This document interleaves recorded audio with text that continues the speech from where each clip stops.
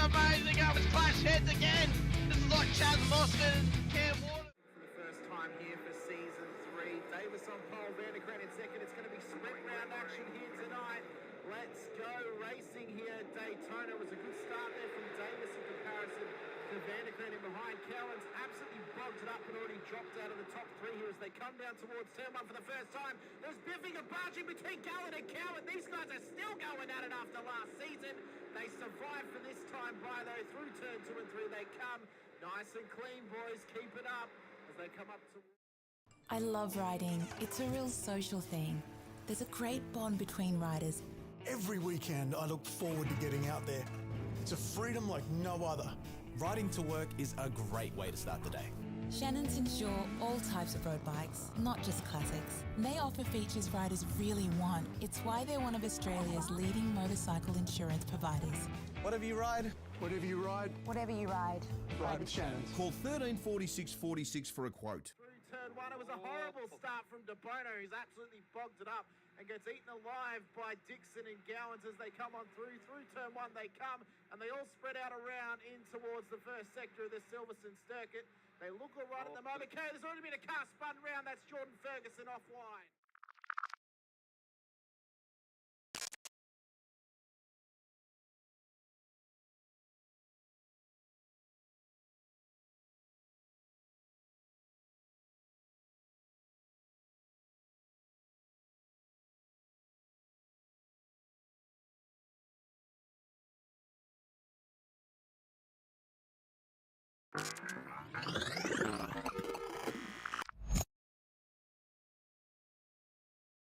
Is green at Road Atlanta here as well. Faulkner did get away. De Bono is tucked in as well. Unfortunately, Houghton is on that outside line. De Bono does want to turn it to turns. He's got the job. De Bono's overtaken. Now can he get Ben Faulkner up through turns 2 and 3? They go round the right-hander, dropping down the hill. Faulkner's out in front. De Bono second. Houghton third. Ratcliffe in fourth. No real dramas going into turn 1. We've always had a few cars. They're all special. The T-Bird. Oh, that's mine. The Combi for when we want to get away. The XR8. It's going to be a classic. They're all insured with Shannons, We've also got Shannon's home and contents cover. which helps protect our automotive collectibles, tools and memorabilia in the home and garage. If you're motoring enthusiasts like us, it's got to be. Shannon's. Shannon's, insurance for motoring enthusiasts. Call 134646 for a quote.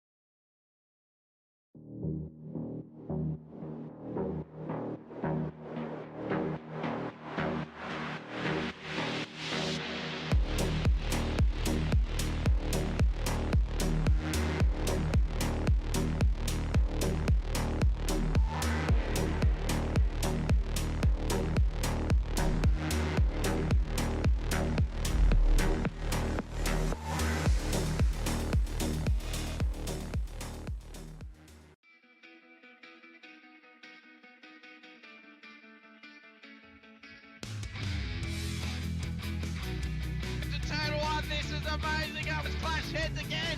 This is like Chaz Mostert and Cam Waters. Almost the same situation.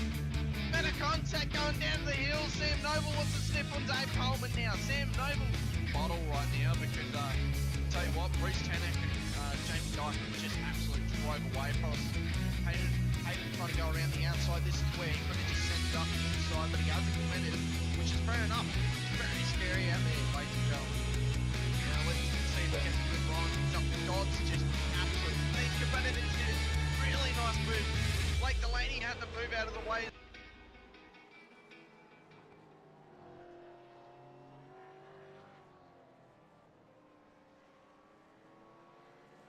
Good evening, good morning, good afternoon, ladies and gentlemen, and welcome back to SRW TV, and welcome into round 5 of the Warren & Brown Tools V8 Supercars Championship here.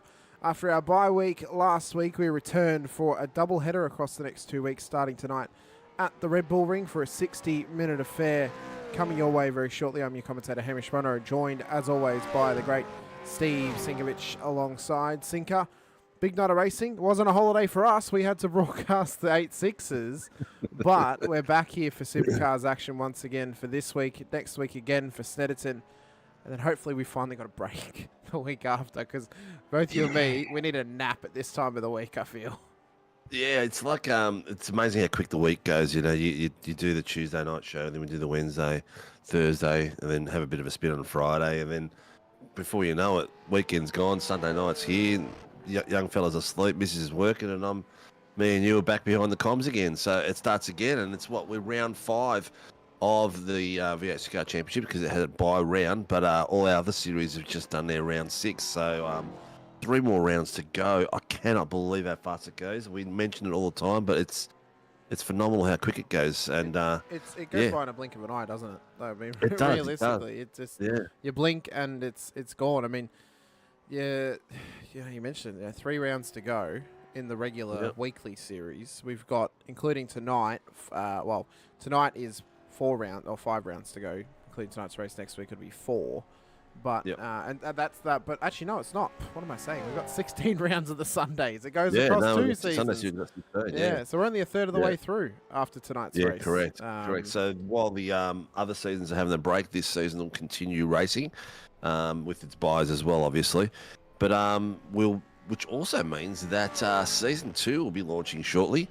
All the admins are scampering around, getting their final track selections together, and keep your ears open and keep Facebook and YouTube at your fingertips, because that'll be all going hell for leather soon. And when it comes to Wednesday nights, the Australian Open Wheel Nationals will be up in a couple of weeks' time, so we'll have a date for that. It's usually the week or 1 or 2 after we finish our series, depending on how Gentleman Sim Racing's complete. So that'll be on as well. So lots of fun to be had, no matter what the case will be, all the way through. We'll always have someone on comms and having a bit of a laugh. But tonight, mate, this track with this pace on it is going to be pretty spectacular. I'm looking at the times already. Blake Warboys was leading it up until a few seconds ago. The last lap, James Scott just ripped out a 1:31.177. We are 1/10 gap, which is 1:31.273 to Blake Warboys. So it's pretty spectacular. And the top 8 are all within a second of each other. So it's pretty close, and there's not much. Look, you got about 1.5 seconds all the way down to about 12th, so it's pretty good. Yeah, I mean, the times are close. We know when we raced here a couple of weeks ago on the Tuesday series, we had some absolutely fantastic racing across the board. It was a bit chaotic all throughout. Could we be on for a similar scenario tonight, Sinker? I mean, we've got 22 cars out there, so a solid size grid. But a 60-minute race, are they going to be compacted for long enough for us to get some of that chaos and get the possibilities of safety car? I don't know. I think we are going to get, though, some great battles, because we often get it where everyone spreads into those little battle packs that we often see, maybe 2 or 3 cars. I just don't know if we're going to see any carnage, though, that leads to the safety car coming out. Not sure about that. These guys are really... One thing they're really good at is racing close to each other, so that's probably something that, well, maybe not going to happen tonight, but you know what? Whenever we say it's not going to happen, it does happen. I've got my my Jennifer Bunn outfit on, and the weather report out there tonight is partly cloudy, 19 degrees, a bit of wind, north-northwest, 16 kilometres, but no rain. So we're going to see partly cloudy. Won't be ill.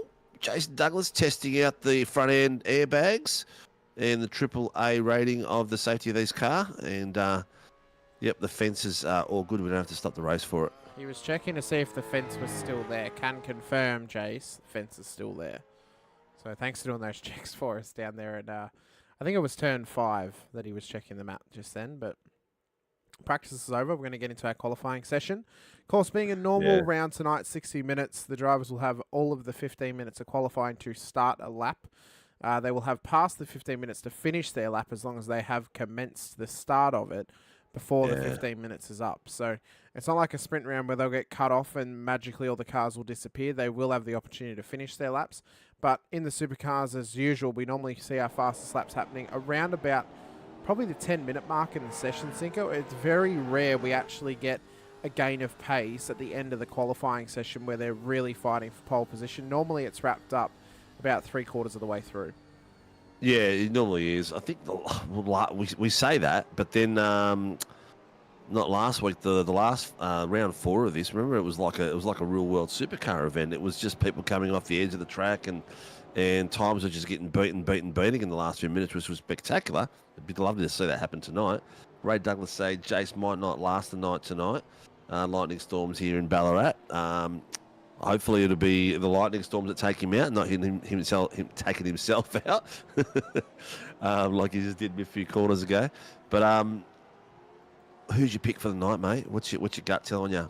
It's hard to go past James Scott. He's got some real pace about him tonight. He's got War Boys to contest him, but no Leonage. I don't know. I feel like Scott is the easy answer, being the championship leader, but I really can't see anyone else properly challenging him this evening. I am just going to double check that he is the championship leader. He is the championship leader. That's fine.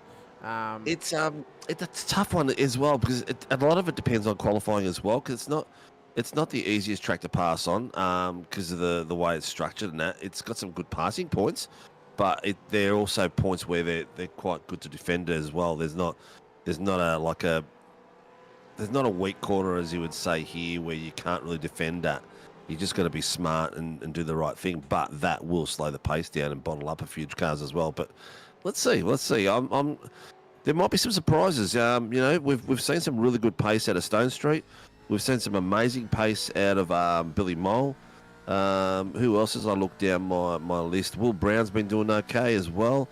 Lawford, you can't discount Lawford too. Who's the other one that we've had some really... Ryan Mueller has had some really good pace apart from the last race. Ryan's had some phenomenal pace. Been one of the best drivers of the season.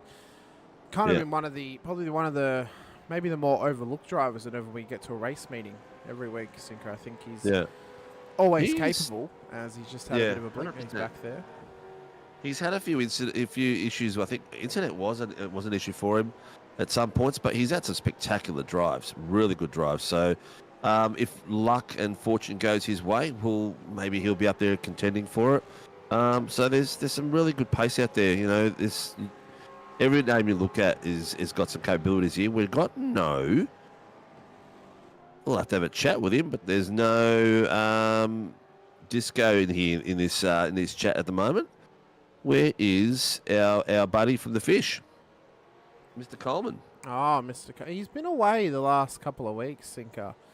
Yeah, I have a feeling maybe after he's dropping form, he just decided, no, that's it. I need a break. He's got to do work. He did go away for work, so hopefully that's his only excuse. Cowie had fun tonight. All powers down. Yeah, we did mention that before, Cowie. Good luck with all that.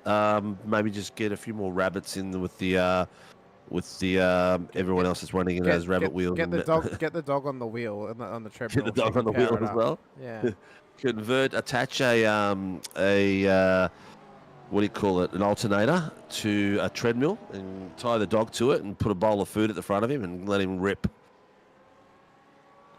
Oh, Jamie Davis just had a big turn out of turn 1. That's one of the spots I have to keep an eye on tonight, Sinker, is that exit of turn 1 and how that outside curb can catch a lot of drivers out around here. But realistically, I think the biggest biggest issue at this circuit not only is off tracks, but it is those big sausage curbs on the outside of the circuit. You think of turn 1, you think of turn 3 as well. I know on the Formula 3s they do a fair bit. You catch the tyre wrong on them, it will turn round. That's the issue that they face. You won't do a skateboard rail.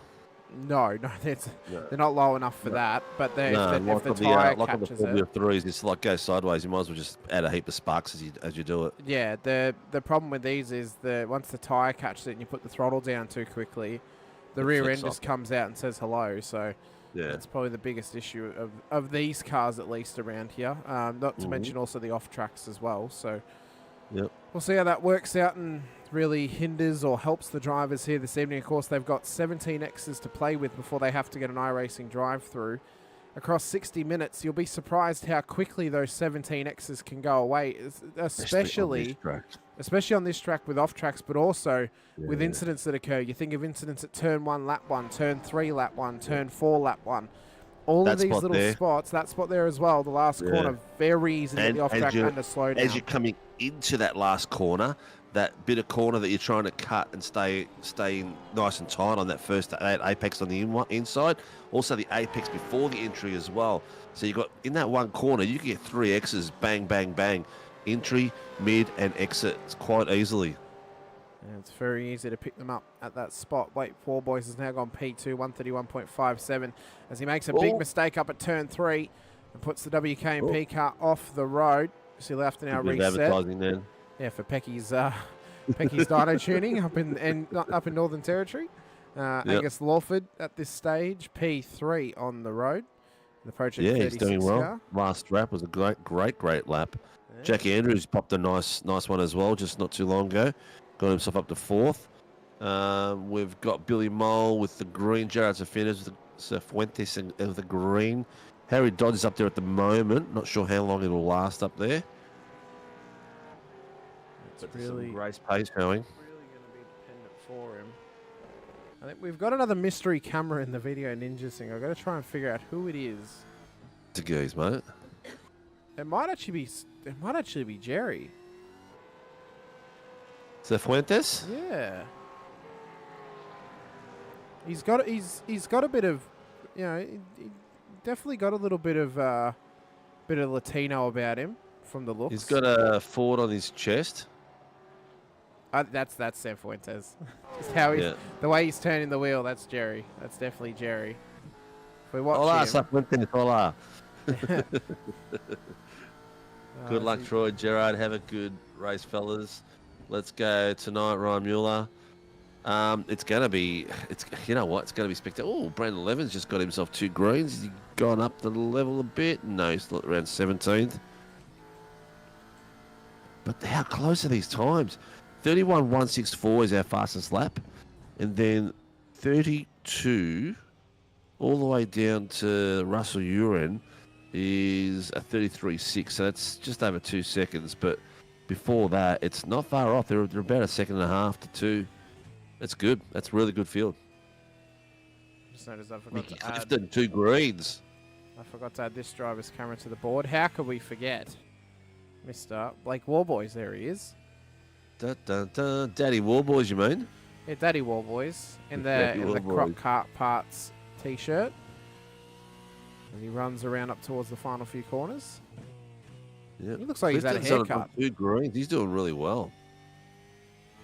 You know what? I reckon he's changed his camera angle thing because he's looking a bit skinnier from this angle, if I'm honest.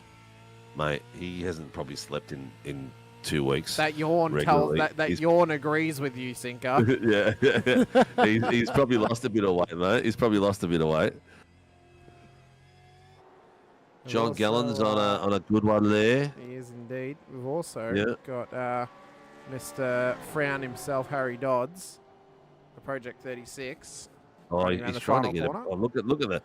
He's gone for the cinematic look. Mate, the stink face with the camera failing to focus half the time is a real treat to look at throughout a race, I must say. If you're listening now, Harry, there's a guy behind you with a knife.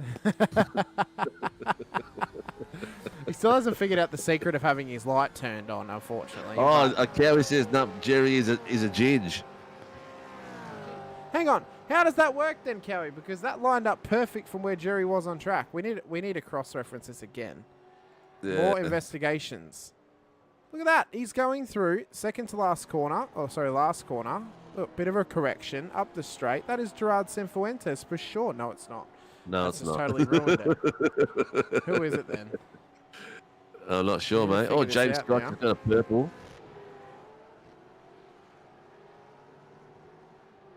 Right, well, they're going up gears, so they must be on a straight somewhere. Yeah. Fancy being a ginger and your name being Cifuentes. Well, that doesn't really add up, does it? No. War Boys is on 2 greens. Alex McManus, which we haven't spoken a hell of a lot, is doing really good. Oh, War Boys, last section purple. 131.209. Oh, we're talking 3.61 hundredths. We are talking barely anything for him. Oh, that's crazy. James Scott's on 2 purples at the moment, so he's going to extend that probably. We need to figure out who this is. He has. We have to. It's our mission now to figure out who this mystery man is. Yeah, it's in not. his rig. It's not Cifuentes. It's not Cifuentes. No, it's not Cifuentes. It didn't. No. It's not Gallon. I know that. Is it Will Buchanan? Nope, that's an up gear. It's not Ryan Mueller. It's not Jamie Davis. We need to figure this out. This has now become the mission of qualifying sinkers, figuring out who this is. So we know Viewers, who to know put who on it screen. is. Let us know. Let us know. Is it Billy Mole? It looks like a Billy Mole. No, he just downshifted and is turning into a corner, so it's not Billy Mole. We know it's not Dodds. Is it? Like, this is now. It really has just become a who. It's really just become a who done it at this point. It's not Jack Andrews. We know it's not Cowie. It's not Stone Street. It's not Uren. I know what they look like. It's not Randall. I know what he looks like. Yep. Is it Troy Dooley, maybe? Cowie, answer the question for us. It seems to be maybe a PSR driver. Nope. Nope. I am absolutely baffled by who this could be. No, it's not Coleman. Mr. Visma, how are you, mate? There's a name for a while back. Hang on. Why aren't you out here racing on a Sunday, mate? Maybe another 30 kilos and it'll be Coleman. Who knows? But yeah. Dooley's doing extremely well, though. Buchanan's just got himself a green section as well. He's just gone up into 11th place, so that was a great little bit of work from him. Troy Dooley is on a green second sector. We're going to figure that out as the race goes on, because we've got 60 minutes to figure out who it is. So we will. Is it Stone Street? Possibly. I don't think it's Stoney. I've seen Stoney's Facebook before. So I don't think it is. Or is it Jace Douglas? We need Ray in there to tell us. What's that thing they play at the tennis where you got to guess someone? No, it's not Jace Douglas. Are we sure? It's someone who's in pit lane. It's either Stone Street, Mulford, or Douglas. It's not James Scott. We know James Scott wasn't on track. No, Ray's in there at the moment. He would have told us if it was Jace. He looks too old. I think Jace is a blondie. I was going to say, he looks too old to be Jace, to be fair. I reckon is it maybe Tim Mulford? Is that maybe who it is? Or is he going to Mulford or Mulford, did you say? Maybe Mulford. Barbs reckons it's Douglas. Just but wait. War Boys is on a ripper run at the moment, 2 greens. He is indeed. We know that you don't have to have all purples to get near the top and pointy end. Here he comes. No, he didn't quite make it through there. Still a pretty bloody good time. Oh my God. This is less than 3 100ths at the moment to these boys. This is very close. James Scott and Blake War Boys do you think are he could right have on the gotten money. any closer? Oh, it's ridiculous. It's ridiculous.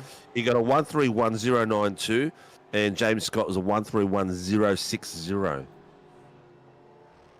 I have a theory actually in our little mystery man caper. Is it Terry Marsh? The one who has not set a time in qualifying yet. Don't know. I don't know. They've stepped away from the rig, so it can only be so many people. Where is Ray? Like we need We need Mr. Douglas to confirm if that's Jace or not, but I don't think it is. As Lawford traverses up turn 30 one. seconds left, so whoever's out there has got to pass that stop and go. I've just had confirmation from Sean Vandermill via a text message. It is Jace Douglas. So yeah, it is. That's Jace Douglas. Oh, there you go. Yeah. Thank you, Sean. Appreciate it. He did the little research. He's my little secret researcher for me. There we go. Mr. Vandermeulen. Appreciate it. 15 minutes is up though, so last qualifying runs for drivers out on track now.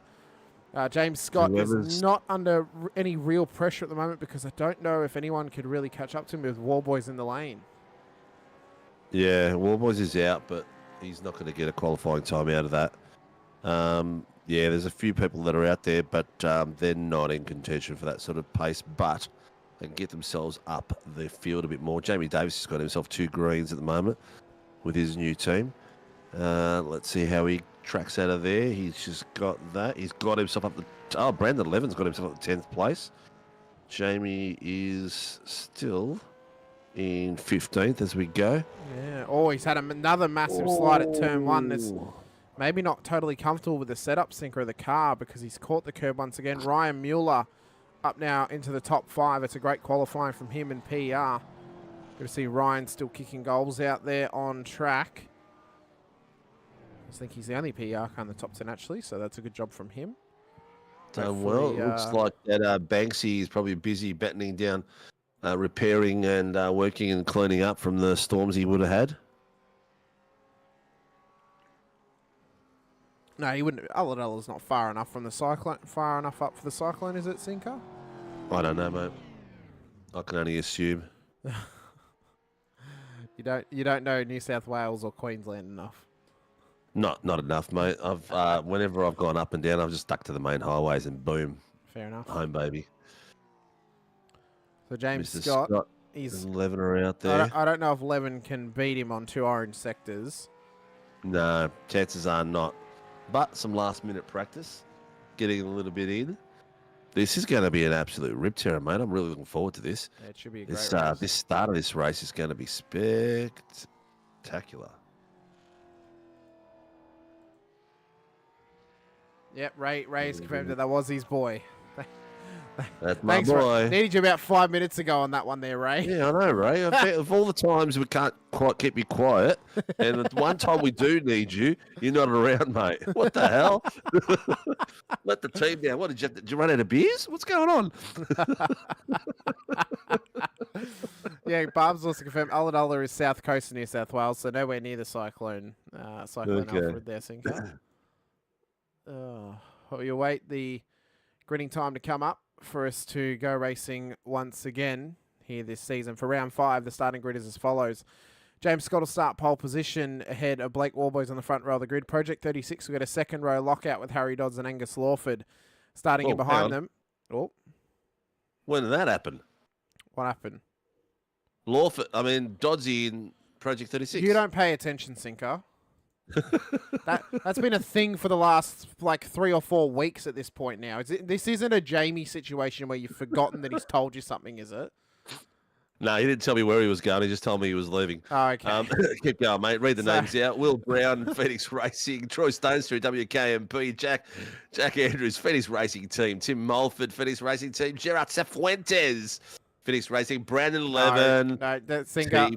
SRW. Performance sim racing for Gerard Cifuentes. You also missed Ryan Mueller inside the top 5 for Pacific Esports Racing. A phenomenal qualifying from him. Brandon Levin, Billy Mole on your 6th row of the grid. Will Buchanan, Alex McManus will start for your top 14 with Jamie Davis starting alongside Jace Douglas for your top 16. Mick Clifton, Shane Randall, the top 18 ahead of Troy Dooley, John Gallen and Russell Uren at the back of the field as we await the lights for these drivers here this evening. Our race controllers, Matt Keane, Greg Barber, and Greg Leake will be our race controllers this evening. There. I think we should have an apprentice in there as well. So if he hasn't forgotten again, Sam Kudagazino should be there. He's usually supposed to be there on a Sunday night learning. Maybe he feels he's learnt enough. Let me reassure you, you haven't, Sammy. I got my second camera on Mr. Cifuentes.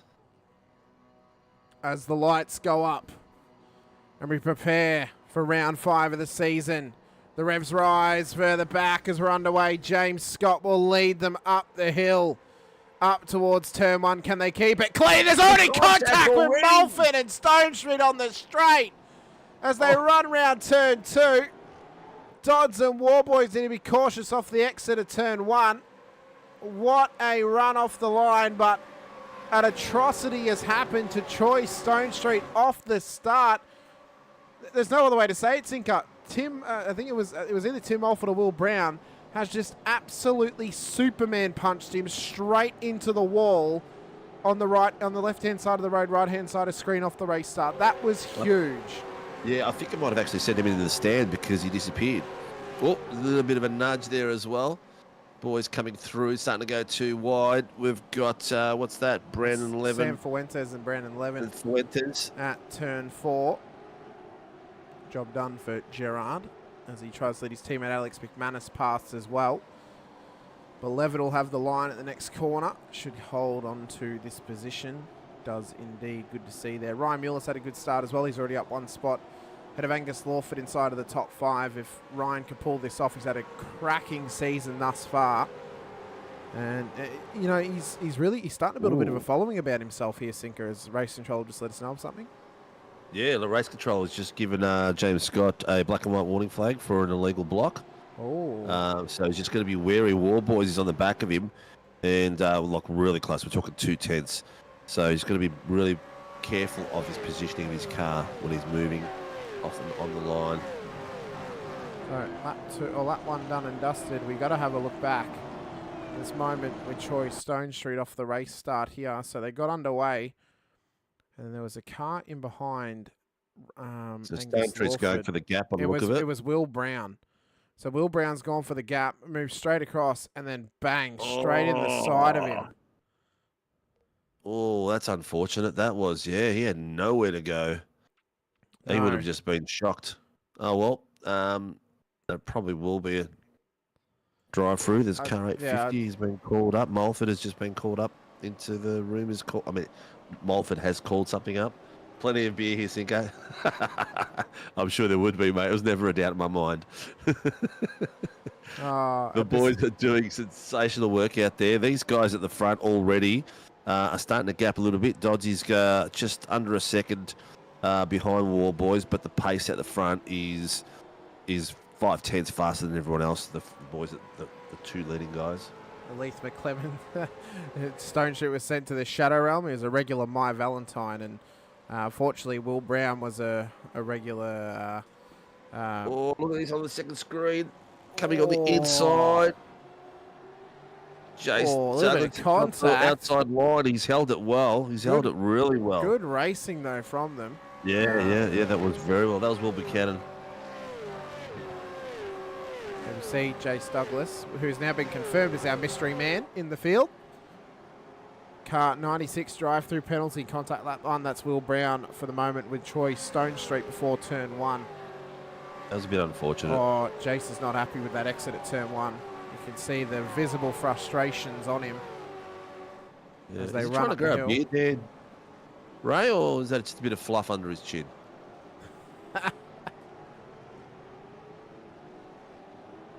Yeah, oh, look at this. On the bottom screen, Brandon Levin is surrounded by Tyson's boys, front, back. Now he's got one. He's got 2 in the front of him, 1 behind him. They're just mobbing him at the moment. He's just getting tag teamed. Yeah. By all 3 of them. They're tagging himself as well. Oh, that was Sam Fuentes off the road. Oh, and Levin's just gone past all 3 of them there. Well done, mate. Keep the focus. Keep going. Good old wham bam. Thank you, ma'am. I'll come straight through. Thank you. But yeah, McManus is letting those boys out now behind him. But at the front, Blake Warboys is still putting the pressure on. He is not letting this go for a second. I think he believes if he can put the pressure on, and let's take it away. It's so close to the title at the moment, isn't it? And we've got so many rounds to go. This is going to be an absolute ripper. Yeah, this is going to go. You feel it's going to go all the way to the end of the season, Sinker. It's never really going to be decided. Pretty much early in the championship. any of these guys that are in the top 5, top 10 can still turn it around and just start getting a grip of this car as well. So you just don't know. It's odds on it's going to be these two fighting it out, but it's quite special. Yeah, they're the Don't front. forget, Rian's out there as well on a normal Sunday night. He's not out there tonight because he's competing in athletics. Yep. He's had a full day of athletics, so he's probably really stuffed. He did say he wasn't going to make it tonight. So, it's still time enough in this series for him to come back as well. We haven't even hit the third mark yet. So Troy Stonestreet starting to make his way back through the field. Ricky Hyde's giving him some love in the chat, trying to push him forward. Great to have you out there with us tonight, Ricky. Course races for 801 Sim Racing and a couple of other Supercars leagues, but very aware of Troy's abilities, and well, he'll feel at home at the moment. Oh no, he won't. Not pushing the back of Randall's car. He won't. Oh yeah, he's just lost the front lights. Oh, he already had them lost. He lost them in the wall. Ah. How's the commentary room, Ricky? Oh, it's pretty good. Pretty good. Both me and Sinker need a nap. Not because the racing's boring, just because we're tired and we're getting old. Sinker quicker than me, but still. It's just nice little Sunday night. You know what? Nice little The Sunday door night opens fiesta. and all of a sudden the adrenaline kicks in and you're off and going. Mulford and Will Brown are swapping places out there, but Will Brown coming in for that drive-through. He's coming for that so he's still got to do that. Yeah, so Here he he waited the now. maximum amount of time that he could to serve that. He even tried to pass. Yeah. So the point I was trying to make was Troy Stone should feel right at home at the moment because he's surrounded with guys like Russell Guerin, Mick Clifton, Shane Randall, and John Gallen, who he has, of course, history at least, not necessarily racing around, but racing the same series on a Thursday. So these boys at least know each other from the practice sessions that are held throughout the week. So Troy maybe a little bit lacking on straight line pace at the moment, Sinker, before he can take that fast crew at the stop. McManus is having a bit of a sniff up behind Levin on the bottom screen, and those boys of Tyson's are really getting a bit of a shove around. You want to talk about tight? Blake Warboys can smell what James Scott had for breakfast. He's that tightly contested up behind him at the moment, Sinker. He's not letting him go anywhere. He's been sitting within the 2 to 3 tenths all the way through, so the pressure is on. He's really putting the pressure on James. He's not giving this to him easily. Unfortunately, Blake was the unfortunate receiver of a tap last week, so he's out there to press and take back the title, isn't he? Or the hold of the title, we should say, the crown for the week. Let's watch this, how unloaded this suspension gets and then reloaded down through the final corner. It's incredible how much movement there actually is on this suspension in this car. Good, oh, man, fantastic. A bit dirty, a little bit of dust down there, you know, as they run up towards turn 1. Oh, look at the movement over the curb. I know. Oh, it's one of my favourite Yeah, cameras. it's been moving like that for a while. 302's calling something in. Oh, Mr. Mick Clifton. He might be calling in. The rock star. He might be calling in Troy Stone Street either for blinking or for Jamie Davis if something happened when he got past him, maybe. Well, the three of them are going side by side at the moment, really getting close to each other. They're swapping places. They must be sitting right on each other's boundary. And I'm trying to see where Troy... so he's still blinking. Yeah. Oh, that's what's going on. Stone Street is blinking and disappearing, coming back, disappearing. Oh, that's how that can end up. And unfortunately for Troy, that was Jamie. Wrong place, wrong time. And that was Troy disappearing and coming back in front of him. See, you know what? I think luckily for Jamie, well, unluckily as well, that's not his fault because he didn't know he was there. He can't see him, so... Oh, is Jamie's car destroyed? No, he's still going. He's still going at the moment. In behind Shane Randall is Jamie Davis, but... just wrong place, wrong time. He definitely came off the better of the two. Yeah, for the sure. storms that are out there and everything like that, so you're not surprised. No, and I'm pretty sure Troy is based up in Queensland as well. Yeah, Mulford and Billy Mole are having a really great tussle. You can see them top screen now. They've changed a few places and a few times. Billy Mole has really impressed me this season. He's really becoming a cut above the rest. 044 has been told to completely back off from the rest of the grid because he's completely disappeared. Well, he's at the very back of the grid, to be fair, so he might just have to he is back. now, yes. Yeah, he's told to back off completely. Yeah. He's coming to pit lane, so that should fix that issue. We're 10 minutes into this race, so a sixth of the way through. Look at this. Oh, Phoenix are trying to play the team wide. game at the moment, trying to hold off Billy Mole and try and get Jack Andrews past, thanks to Billy Mole. Oh, not Billy Mole, thanks to Tim Mulford. Mulford. Playing forward gunner here on Mole, trying to hold him back. Doing a great job. Oh, look at this. Billy Mole, nice move. I like that.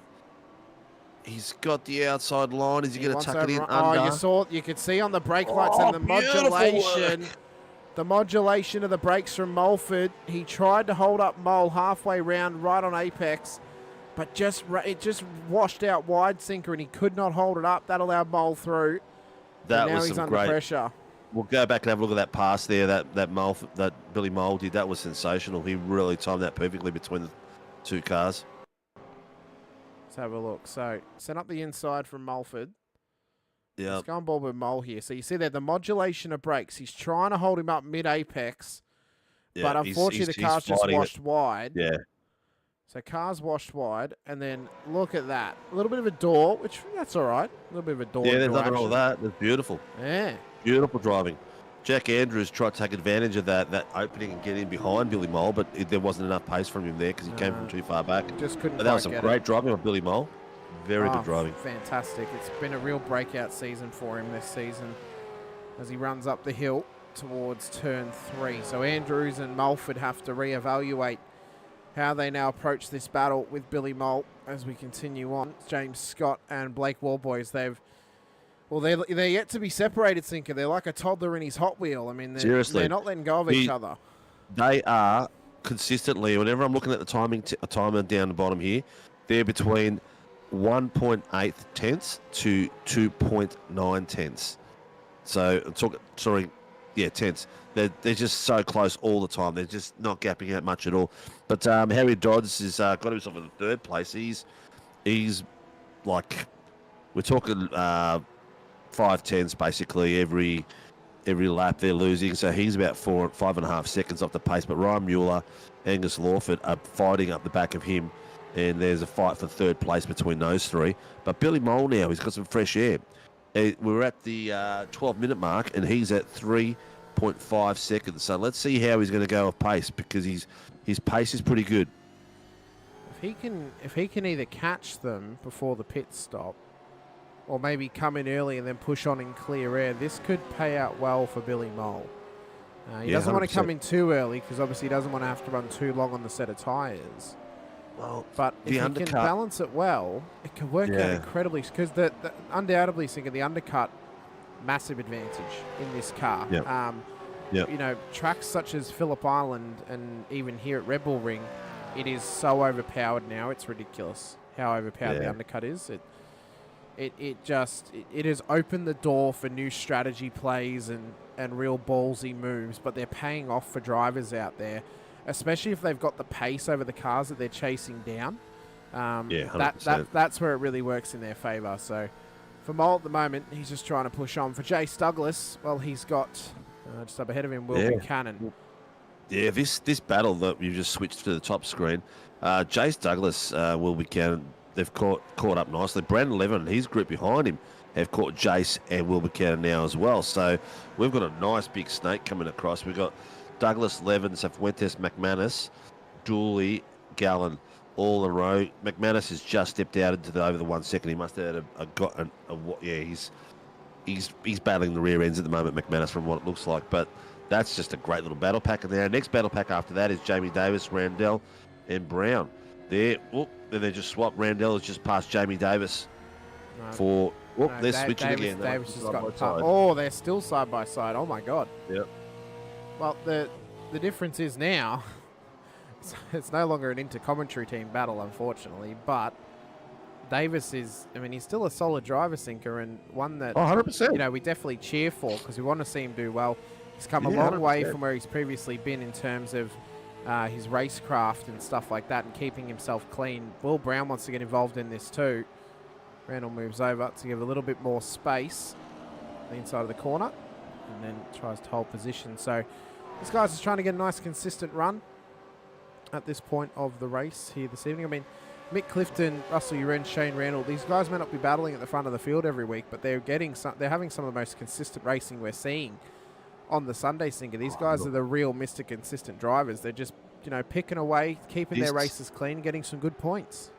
If you're at the cusp of being a good driver and you want to get better, this is where you want to be racing right now, because you've got some of the fastest guys in town around, and then you've got the good competitive guys around you: Muller, Dodds, Lawford, Mole, Andrews, Mulford. I just keep going down that list.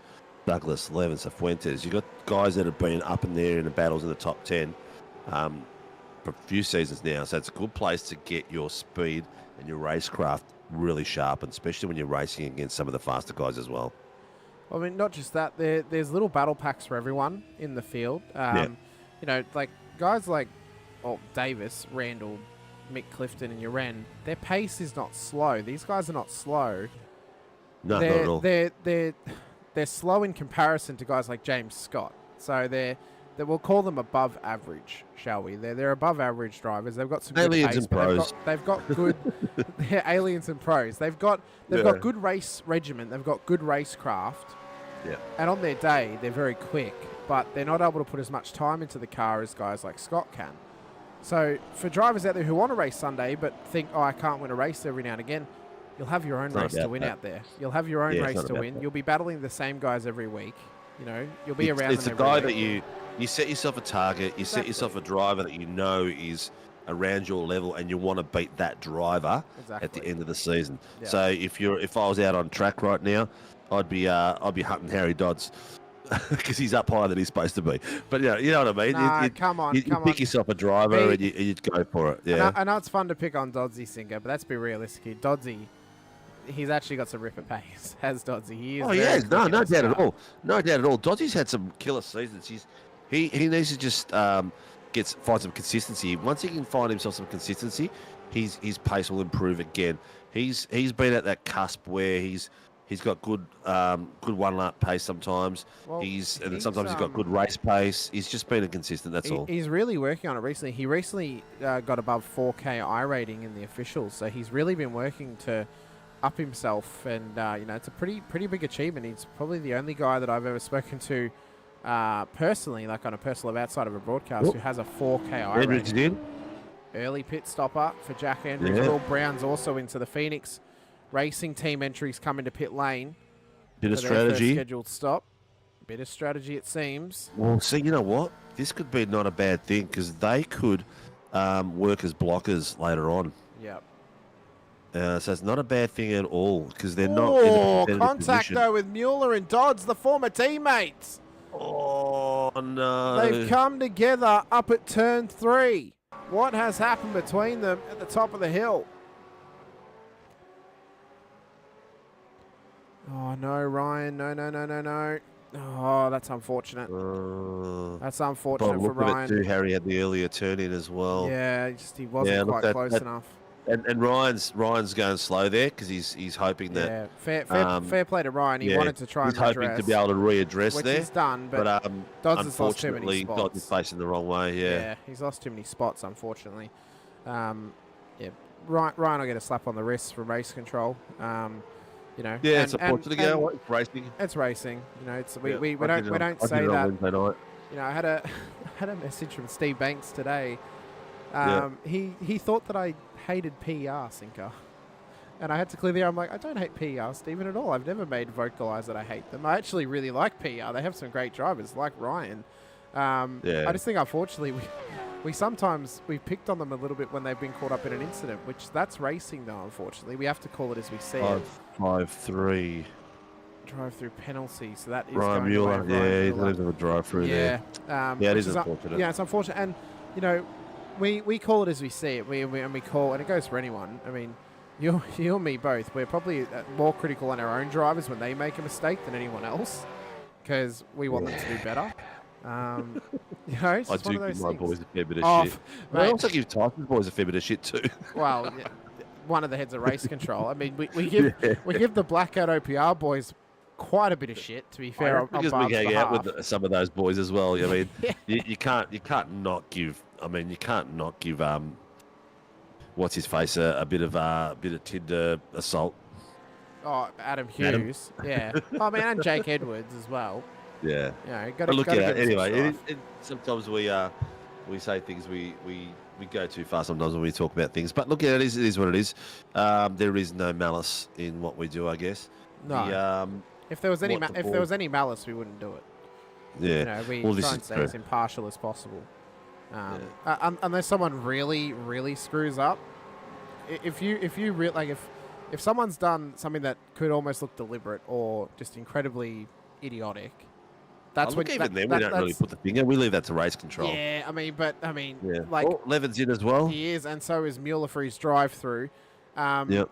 You know, but when they make those big mistakes, they've opened the door to ridicule at that point when they've done something completely idiotic and sometimes heinous. We'll say we obviously have to try and keep some decorum about us. We can't go swearing them out on stream, but you know, sometimes we question what was going through that person's mind at that point. You know. Yeah. Maybe nothing. Maybe everything. Who knows? This is true. Yeah. Actually, speaking of the PR boys, John Gallen is up 9 places, so he's having a good race. He looks like a cracker. Maybe starting to get a bit of love for this car. The other one that's doing really well, gone up 9 places, is Jason Douglas. So he's having a cracker. He's been doing a bit of training with PDD, I believe. So hopefully some of the stuff these boys are passing on to him is going to help him. And the other ones that, Will Brown, unfortunately, Brandon 11 has found himself down in 20th place since that pit. So the boys that just pitted, Mulford and Andrews, they have come out in front of Stone Street, Levin and Brown. So we've got a fairly big gap, but we're going to see some more pitting. It's got my brain today. Probably another 5 minutes or so. You know what? Jace Douglas, I think, has got one of the most just non-looks on his face I think we've ever seen. Yeah. No, I don't know if it's relaxed or if his concentration face is just relaxed, but... Hey, he could have Ray sitting right behind him. Come on, come on! Very well could. Yeah, and that's his face the whole time. It's like, come on, Dad, shut up. That's enough. At least we've got pitting here. Yeah, we do. Lawford, Buchanan, McManus all in pit lane. Yep. But yeah, and Randall too. But Jace could be there. Ray's there, just cheered him on. He's like, "Oh, Dad, at least if you're gonna do that, can I at least have a beer as well? Pass me one while you're at it." So yeah, so Randall's in as well as McManus, Buchanan, and Lawford. Fuentes has got the back of Jason at the moment, down to 2/10. So he's in the lower screen at the moment. You can see them. He's putting a lot of pressure on Jason. He looks quite relaxed compared to how much pressure he's actually getting put on him. Dooley's joined that little bit of a race too. Let's compare that to Blake Warboys, who is fully focused on hanging on to the back of James Scott's car at the moment. I wish we could compare and have James Scott's camera just so we can see the different levels of focus and emotion that they're both having right now. That would be pretty cool if we could compare them. Lee Mueller in the chat. Ryan Mueller, you can move back up. We hope so. We hope Ryan can. We've become pretty big fans of him this season. Sinker. He's really been performing well. He's only in 10th. My suggestion would be, if I was Ryan right now, I'd go in for the early pit and try to get ahead of these guys in front of him. Blake Warboy's just pulled in. He has indeed. So he wants the undercut on James Scott. This could work out well for Warboys. Let's see how he goes. Their pace has been very close. Actually, their best lap at the moment, Blake has got the faster lap by 7/100ths. Oh, he's got his big Yeti tumbler with him. As Douglas comes in as well. Douglas has gone in. Smart move. So we're just keeping an eye on Blake Warboy to see when he possibly drops out of pit lane. He is indeed. Billy Mole. Gee, that was a fair whacker gap that they had. So Warboys has just dropped. Billy Mole was actually the big gainer out of the moment with Harry Dodds and Ryan Mueller. Cars on the bottom screen. Yep. So he's just coming out of pit lane. Coming out. And there's his teammate coming out beside him. So. Yep. Heart rate monitor. It'd be cool if we could get a heart rate monitor and the camera as well. I think that'd be good to see the visual representation plus what their heart rate is. 100%. That'd be pretty cool. That'd be a big cost to have everyone own a heart rate monitor. That was quite a large pit stop there by he was up on the jacks, 23.42. The other one that was there as long as that was Will Buchanan, 23.3. So fair time on the jacks. James Scott is in. Wow. He has just made his way into the pits. I will keep my bottom cam on War Boys, and you've got it on James Scott. So that lap traffic would not have helped War Boys then at all, having to try and get past Clifton. Luckily, he was already past his teammate, Uren. As James Scott comes into pit lane. Billy Mole, Harry Dodson followed him in. Yeah, as is Sam Fuentes, as is everyone else as John Gallen. Looks like. Just quickly, whilst he's in pit lane. Jamie. Yep, Ryan Mueller. Ryan Mueller should have gone in the lap before, like we said. Yeah. And the other, Mick Clifton stayed out for an extra lap, so yeah. War Boys is coming up the straight. Mr. War Boys, 100%. He'll be looking. Here he goes. War Boys up the straight, and here comes James coming out. We can see him on the bottom screen, side by side, virtually. He's got him. A great undercut strategy. He's done it. And he's done it well. He's got a few tenths on him too, yeah. That's he's how done powerful really well. it is. It's how powerful it is, Sinker, that undercut. And it's worked out well because Mick Clifton's actually now past Scott as well, but I suspect that Clifton may just let him go into turn 3. Yeah, he's just about gone off track then. He's let him have it for free, so that's worked out well. So the boys in the other boys there, they've come out in pretty much the same order. Will Brown, Jace Douglas, Troy Dooley. The biggest gainers out of all this actually is Andrews and Mulford. They're now actually up past Mole and Lawford at this stage. Well, they pitted early. They pitted real early. They pitted lap 11, They 12. went for an early undercut, so the tyres are going to be worse off at the end. But they went for the early undercut to get the clean air and actually work together to work their way forward. That's a great strategy from both of them to have that work out. Yep. I'm just going to step away for 2 seconds here. I'm just going to quickly get something, and then I will be back. Yeah, go for it, mate. Can you find when you're looking for a personality? There's a few boys. James Stewart War Boys, you'd be proud of that one. James would have been looking in his rearview mirror all that way through there, was tagging him, but he's done exceptionally well. He actually got 2 seconds on him, and some of that is actually James Scott on the actual hoists on the jacks. War Boys was on there for 23.42, whereas Scott was up there for 25.6. So maybe War Boys is taking a little bit less fuel, or maybe James Scott has burnt a bit more fuel fighting off War Boys through all that. But the boys are having an absolute ripper. The bottom screen is sort of gapped out. The fights have sort of spread a little bit now, so we're going to take a few minutes before they back in together. But Lawford and Billy Mole are putting a lot of pressure now on Tim Mulford. And then you've got a really good fight coming out with Levin and Stone Street. McManus is putting pressure on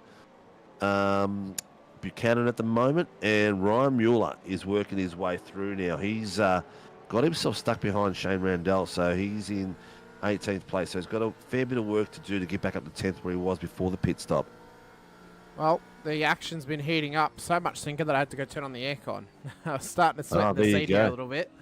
So the aircon's been turned on. Everyone pitting now, the biggest mover tonight so far is outright is Billy Mole. He's up 6 places. Yeah, we're right on board with him at the moment with that driver's eye view, and you can see the great bit of driving. Applied. It's fantastic. But tactically the best move so far, Jack Andrews and Tim Mulford.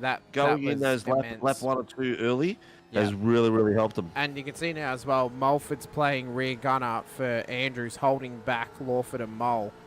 This is just allowing Andrews to build a nice gap now. Now, they've got plenty of time up to Scott and War Boys. It's about 14 seconds. But at this stage, this is working out well for Andrews to just slot in onto the podium, because that's where the real battle is right now. It's for P3 on the road, which these guys are in a battle for P4. But if they can get released from behind Mulford, that's when they'll start to really chase down Jack Andrews. And they'll want to get by him in the next minute or so, as that's a big lock-up from Lawford, runs it wide. Billy Mole slots on through. Slotted in nicely. Yep. And now the battle is back on. Fire tonight, Billy. He is. He really is. I'll tell you what, the way he's driving tonight, give him a lap or two. If not now, he's going to have Mulford on the inside. Oh, he got a beautiful run down that little straight, and a bit of a wiggle might cost him. Yeah. A little bit of traction he lost. He's got him side by side again, so he hasn't quite had it done yet, but looks like another corner or two. Oh, that was a very tenacious move from Tim Mulford. That was like I missed me exit on the freeway, and last minute I decided I need to get off here. Like the aggressiveness on the turn. Mole is doing it. James Scott's just ripped out a 131.421 fast lap of the race so far. 4/10 faster than Blake's at the moment. But the gap is 1.4. It was at 2 point something early on. Doing really well. This was the move from Mole up at turn 3. Got it past Mulford. You see Mulford tried to come back straight on him, but I mean, watch this. This ferocious wheel work of Tim Mulford was something else down at the end of the straight. Look at that, straight across, trying to weave his way around, couldn't quite find the line, and then had to just wait and be a bit more patient, possibly for the next opportunity coming at a later date. Great defensive drive there by Mole as well. He's parked the car in the right place to stop any momentum from him coming through there. I think I've noticed as well, Will Buchanan, I think, is actually a new pickup for Revolution E-Racing because he's ran a different livery in the past. If my memory serves correct, maybe Mr. Brooks can confirm for us in the chat. I'm fairly certain that Will is a fresh driver into this team, so it's good to see. It's weird to see this livery on a Camaro, I must say, Sinker. I've only seen it on a Mustang, but it looks good on the Camaro. He's currently got Alex McManus hotly contesting on his heels at the moment for P10 on the road. Yeah, Levin and Stone Street having a great little ding-dong. He's like 2/10 on the back of him at the moment.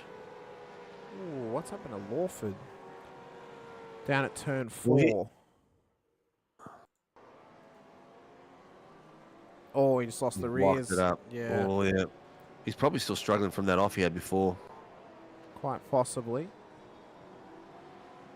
So we're halfway through this race. How time flies when you're having fun, Sinker. It has, 100%. It has absolutely disappeared into the abyss, hasn't it? Yeah. If there's anyone out there that you want us to show, please let us know. We're more than happy to switch the second camera or the main camera to the guys, even if they're not having some awesome battles at this very moment. Anything can be happening.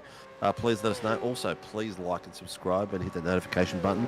It helps us continue to do what we love doing, and that's producing some awesome content, showing off these guys and their skills every week. So McManus is still hot on the heels at the moment of Will Buchanan. We can see that Scott is now starting to come back at Blake Wallboys at the front of the field too, so expect that battle to heat up towards the end of this race as Gallen is in. McManus wants this job up the inside of Will Buchanan at turn 3. Job done, it seems, for the PSR driver. Tell you what, that new livery is really growing on me, Sinker, of PSR. I think particular colour combinations work on that livery, but I'm really liking just the base structure of that car. It's really, really quite nice, especially on the Mustang. Yeah, the Mustang does look good. Go the Stang. Go just nonchalantly in the bliss of needing a nap. Go the Stang. Go the Stang.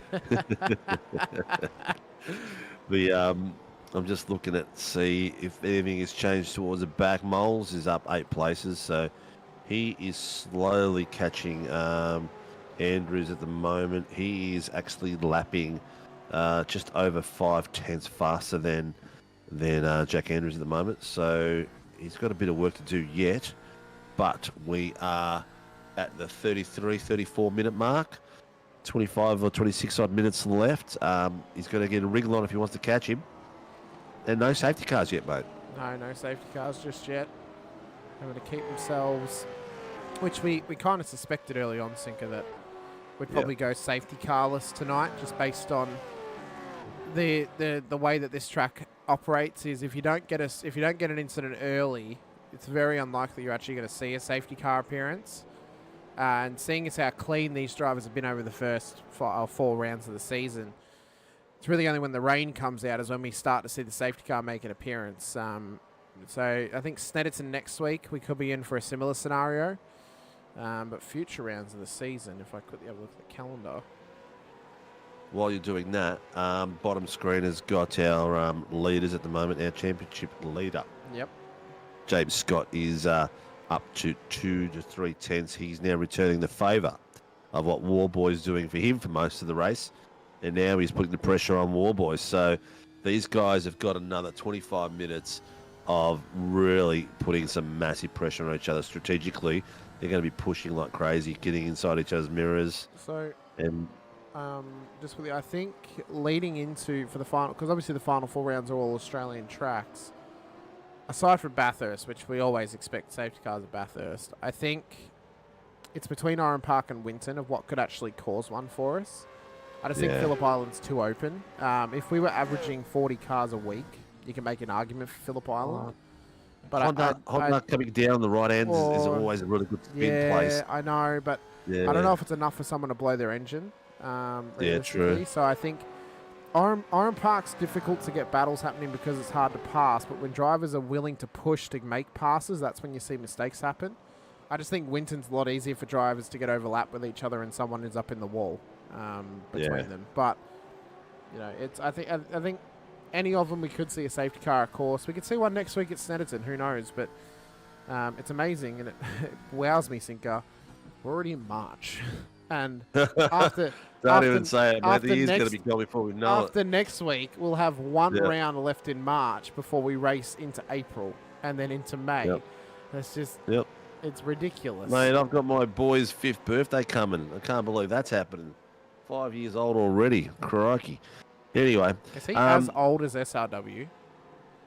As the entity SRW, because I know you had FDL first, or not FDL.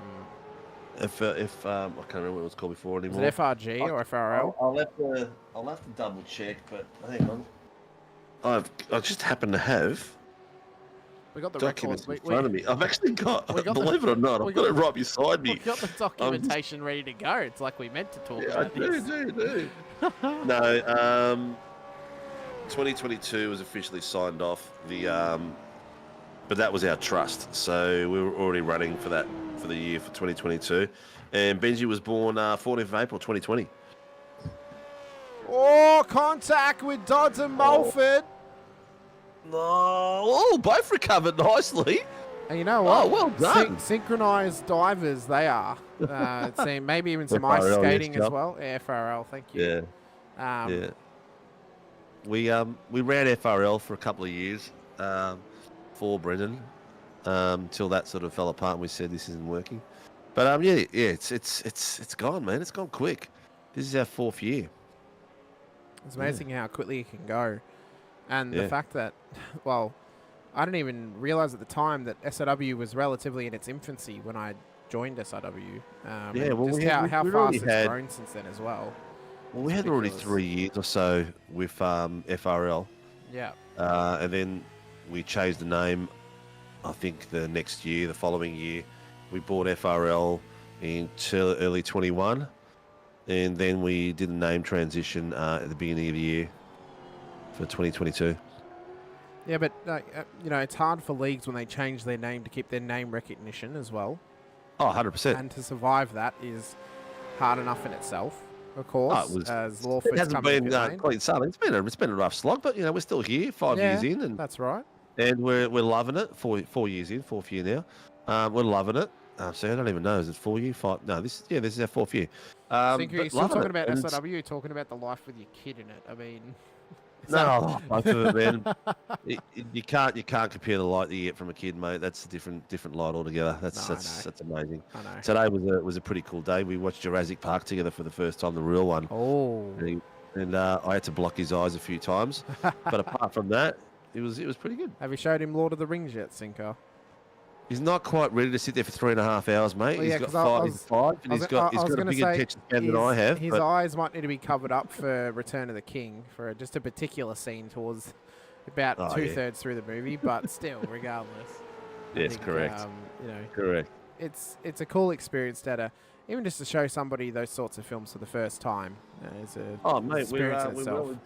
We're well into the Avengers and everything else, mate. He's become a nerd like his old man. I'm going to take my camera down the bottom. Yeah, Alex McManus and the boys are having a bit of a trot down the bottom there. So drive through penalty contact lap 24 turn 1. That's Harry Dodds. That was for the moment with Tim Mulford that we saw. Jack Andrews has had to come back into pit lane, so they came in a little bit too early, Sinker, it seems, for the Phoenix Racing team.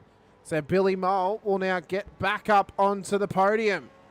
in an extraordinary effort. Great work. But look at the difference there.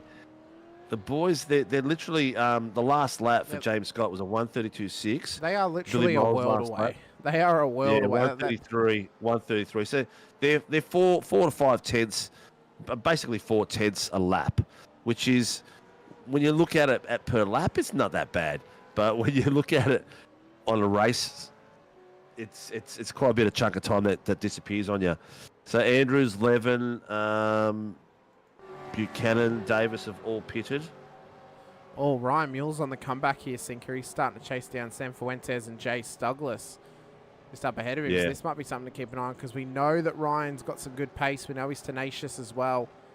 And he's hungry to get some solid race results. Jace Douglas, he wants a top 10 here tonight, I'm sure. Be a breakout performance from him. Tell you what, these racing gloves, they look... They're either his actual karting gloves, Sinker, or they're just very, very well used, we'll say. They are looking like I'd say they'd be these karting gloves. Yeah, most likely. Yeah. Yep. So Terry Dodds has got a drive-through to do. We can confirm that. That was just confirmed again.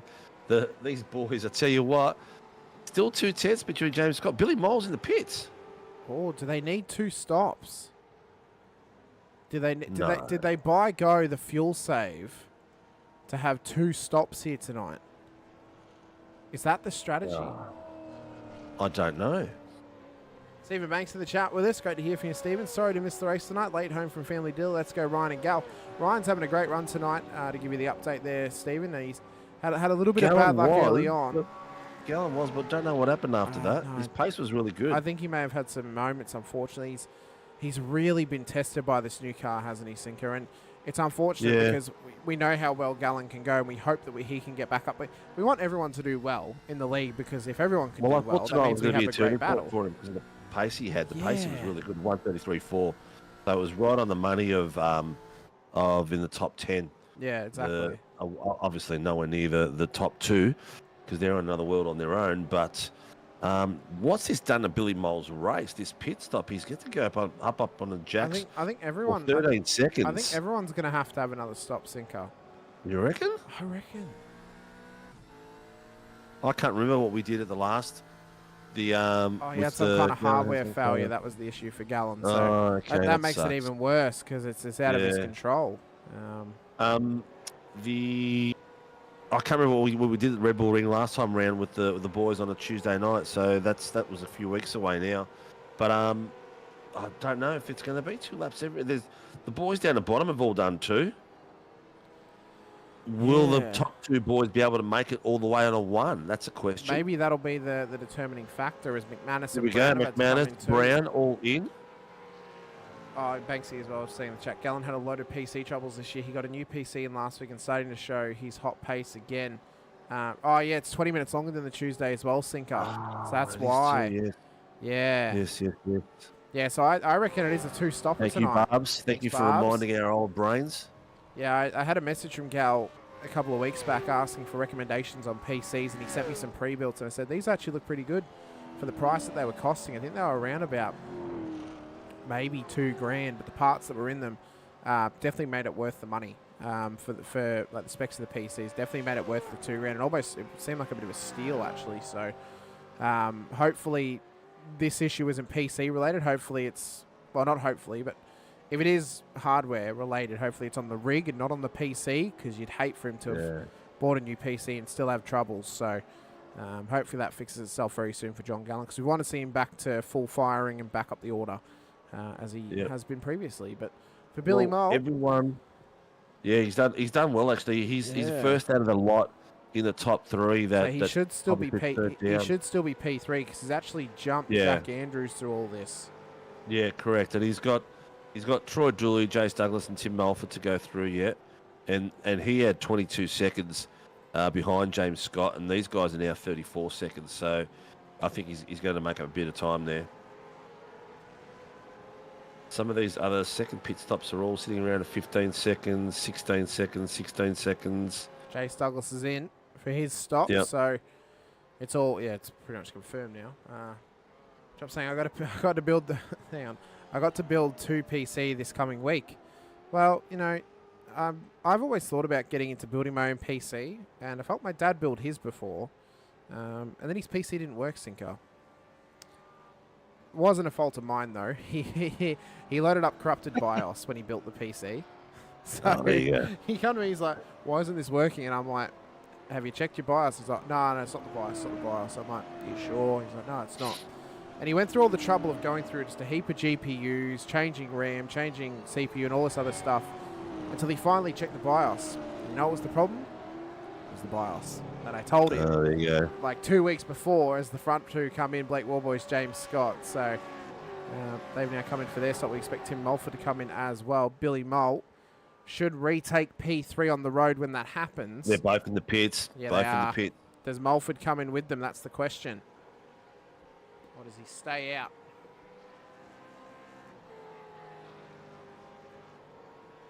Where is Mulford? There he is there, coming up and around towards the final corner. So they should well and truly come out ahead of him. They had about a suburb's worth a gap. James Scott has obviously got the first pit spot, and Warboys is down. Oh, James is out first. He's down first.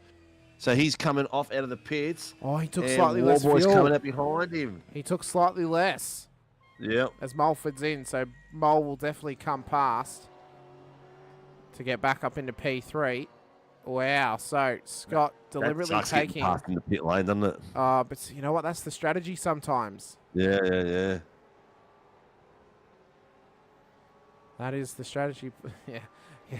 You said no? Chop. It's better than the wife saying Chop, no. I want a 57X3D, but my bank account says no as well. But, you know. Well, look at this. Billy Mole's actually done really well. With his pit going in early, he was 22 seconds before, and now he's still in the 22-second mark. So his pace has been really good. Well done. It's worked out well, and he hasn't given him too much time up in that pit stop as well, Sinker. He's my driver of the day, mate. He's for sure. He's done a sensational job, up 9 places. Absolutely stellar.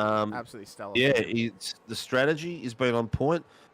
His racecraft has been on point. That pass he did today was the best pass of the day, easy. Honestly, that was sensational. He's, thus far, I think at least for Sundays, he's been the driver's driver. Yeah. Like, realistically, he has been just consistent after, consistency after consistency, positive performances, podiums, stuff like that. I think Jack Andrews has been up there too, and as well as Lawford, but I think Mole's just been that little step above thus far. I think, I don't always like to give Driver of the Day awards to race winners and stuff like that because they've already got the win. I like to think of who's had a good performance, who's had a hard-fought battle to get 3rd, 4th, even 10th. Who's had those sorts of races, the kind of races that I would have. And sorry to cut you off. Been doing. Sorry, yeah, you're right. But Ryan Mueller and Will Brown. He's just gone sideways. Oh, he was on an absolute ripper there, Will Brown. It was the boys at this bottom screen who are catching Will Buchanan at the moment have been so close to each other. Will Brown just had a moment and lost a fair bit of pace there. But apart from that, they were so close up until a few minutes ago. He's just missed him too. That was spicy between them. That was a bit of Dukes of Hazzard. Yeah, just traverse over the sand there, save the moonshine in the boot. That was like, I thought that was me driving for a minute. You on Friday, Singer? That's what it was. Oh no, Will Brown off the road. Ooh, big contact. Engine is gone. Will it be the safety car that we waited for all night?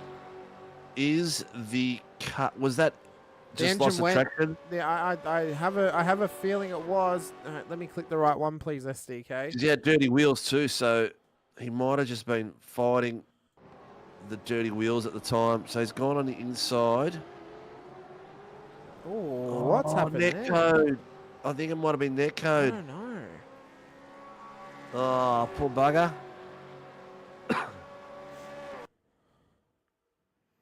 This was up through the corner. Let's try and get this as it happened. Corrected, overcorrected, corrected again. So the rears actually started to slide. Oh, poor bugger. Safety car has been called. Wow. Safety car has been called. Oh, my God. This is going to be a strategy. This is going to be a sprint now. We have got 49-minute mark. We've got 10 minutes to go. Safety car will do a couple of laps. We'll have about 8 minutes to 7 minutes of a flat-out race. Wow, this is going to be amazing. Oh, yeah, I think there was a little bit of net code there, possibly. Maybe a little bit of net code. Yeah, a bit of net code or contact. We'll see what the boys downstairs say. They're already looking at it. Yeah, oh, poor bugger. See, dirty tyres as well. Wouldn't have helped him too. So all of a sudden, this helps Billy Mole. Well, it helps him and it doesn't help him as well. Well, he was in it. He had a 5-second gap to Jack Andrews. Yeah, and he was 22. He was in a comfortable zone. He was in a position where he could just cruise on the way home for a podium. But now he's going to have Jack Andrews, Lawford, Levin pushing him. Levin's done really well. He's up 5 places. He's got himself up to 6th. Yeah, it's going to be very interesting, mate. It's going to be a nice battle all the way up and down the field. It will. I just realised as well, I said the other day when someone asked if we could actually move the safety car banner. So let me just quickly do that. So it's in a bit of a nicer position. There we go. That'll do. Let's see how that ends up. Oh, perfect. That worked out well. So safety car is out on track because they wanted to be able to see how long the race had left. So I thought, oh yeah, put it right at the top there. So let's try and line up. Safety car has the leader. Jack Andrews is in the pits. Ooh, interesting. How do I line that up? Let me just double check this. We'll see the last one to have a second pit. Stoney's gone in as well. Wow. So Stoney's in. So a late pit stop for him. Will Brown's back in again, of course, because of the contact. Andrews is in, as is Jamie Davis. Yeah. But the leaders have been picked up by Mr. Greg Leake in the Warren & Brown Tools AMG safety car at this point. We are 51.5 minutes in, so we'll have about 5 minutes of racing left to run at the commencement of the green flag. For James Scott, it's now pressure built with Blake Warboys and Billy Mole in behind him. For other drivers like Lawford and Levin, it's an opportunity to fight their way forward if they can. For drivers further back like Stone Street, Randall, Clifton, Uran, Dooley, it's all about getting into the top 15 and getting themselves some solid points towards the end of this race. Going to put you on the spot, Sinker. Predictions over the last 5 minutes. Is it going to be Scott? Is it going to be Warboys? Are they both going to crash? And is it going to be Billy Mole? I don't know, mate, but I'll tell you one thing. These two guys at the front have had a masterclass of racing. They have been on top of each other within a couple of tenths all the way through. So they've had to work today. They've had to really work. They've had to have their eyes in the mirrors, have their eyes in the forward. They've swapped around. They've each probably led just as many laps as each other. And it's coming down to the last 5 minutes. It's going to be able to see who gets a better run off. What will James Scott do? Where will he put the foot down? And will Blakey Warboys, Daddy Warboys, have enough time to put it down the inside of him at some point? He very well may. He very well may have an opportunity to get this done for the final 5 minutes of this race. I'm going to pull a bit more of a sneaky, actually. We're just going to do... No, you don't do that. All right. Safety car is accelerating to 90. So he will, it's not too long. He will... Second place, boys, better than DNF? Oh, yeah, 100%. All right, no weaving. Car 350 is being... John Gallen is being let past. Here he comes. Here he's Banky.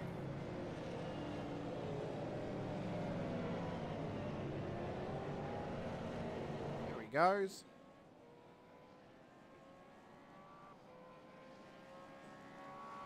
All right, so safety car will be in at the end of this lap, and then we will go green, and we will have about 5 minutes, maybe 4.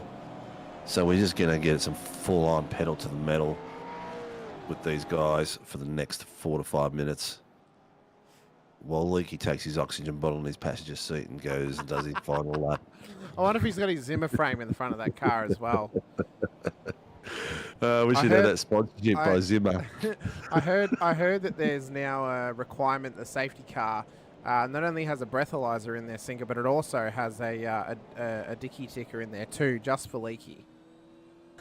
He actually, we're going to install a what's it called? That thing that gives your heart a bit of a whack. That's the dicky ticker. The dicky ticker. Oh, no, I was going to say set it up on the dashboard. Do you mean a defibrillator? Yeah, defibrillator. Yeah. Yeah. So he can just jumpstart himself. All right, safety car is returning to the pits. Heart rate's getting a bit low. Here we go. Boom. Yeah. Right, that's good. Now we can get back to pit lane. We'll have to start running an electronic car so it self-powers the. We'll just add some wires to the steering wheel for the alternator, so he pushes a button and gives himself an extra spark. An extra spark. Yeah. He'll be 20 years younger, Sinker. It'll spark him that much. Well, you never know. All right, are they ready to go? He hasn't told him it's his yet. I haven't heard car 088 you're in control yet. Yep, so we're waiting for safety car to enter pit lane. Stephen So Banks at the moment love we've to mule up for the full send. He could get a top 5, Sinko. We know he's got it in his locker. All right, he has control of the field now. James Scott has control of the field. When will he go? When will he go?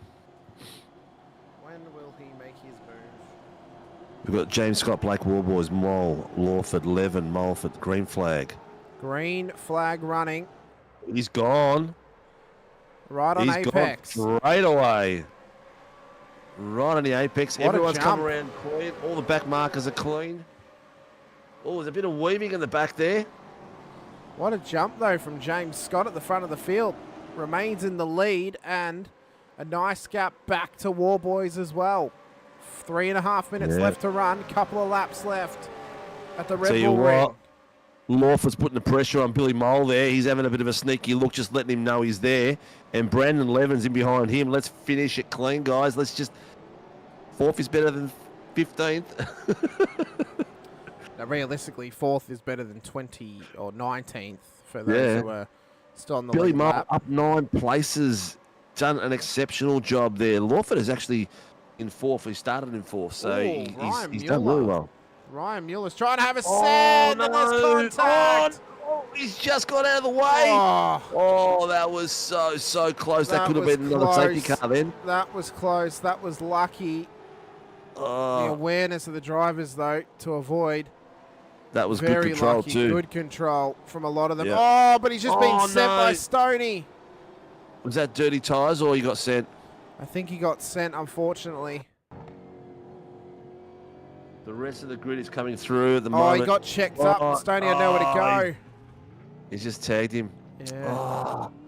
We had a similar incident the other day that ended up just a racing incident because the guy in front of him slid out and lost momentum. So we'll see what the race control says.